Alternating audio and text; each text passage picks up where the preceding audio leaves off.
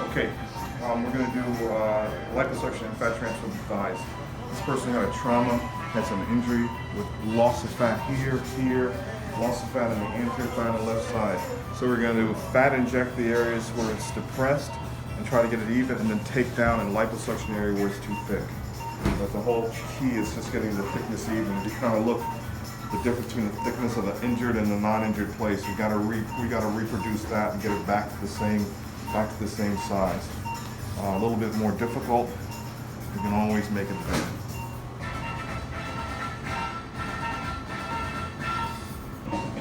Okay, we finished fat injecting and liposuction of thighs. We added area, approximately about 4 cc's of fat into the area of the scar here where there was a depression. We added some in here, added here into the depression, liposuction here. Our goal is to get these add a little bit here. We also had a big dispersion in the scar. We probably about 600 cc's of fat into here to try to get this a little bit smoother.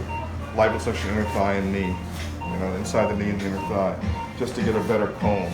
So we'll try to fix we'll try to use the fat injection from the side and get the rest of the areas. But the whole point is just try to get everything smoother and better than it was to correct some of these problems from the trauma.